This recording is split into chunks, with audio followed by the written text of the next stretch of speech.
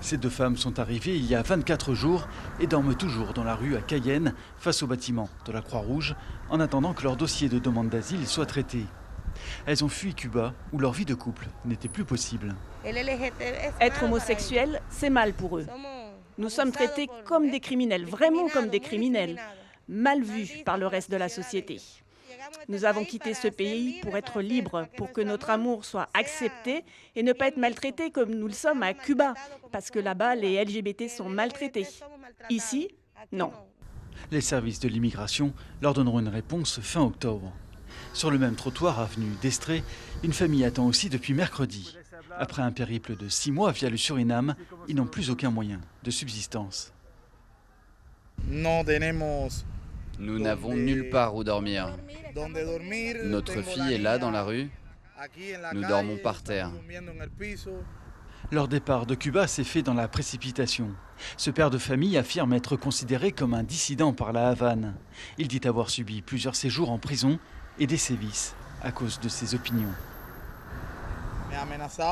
Ils me menaçaient en me disant que si je disais des choses que je ne dois pas dire, que si je disais du mal du gouvernement cubain, ils allaient encore m'emprisonner.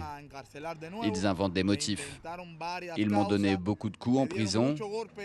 Les policiers, ils m'ont coupé. Ils m'ont coupé. Des blessures au bras, au menton, à l'œil et au ventre. Le pouvoir lui aurait aussi bloqué toute possibilité de travailler. Selon la Croix-Rouge, une cinquantaine de ressortissants cubains seraient arrivés en Guyane ces dernières semaines.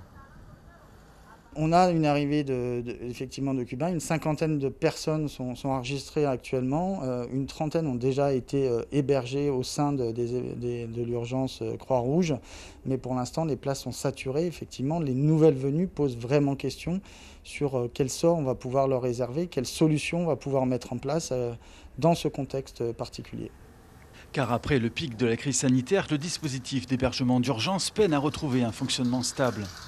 Et les pouvoirs publics comptent réduire le nombre de places pour revenir à la capacité d'accueil qui était celle de la Guyane avant la pandémie. On va progressivement réduire le parc d'hébergement pour revenir au niveau antérieur à la crise Covid. Et on va aussi revenir aux critères d'hébergement qui étaient antérieurs à la crise Covid, c'est-à-dire des critères de grande vulnérabilité.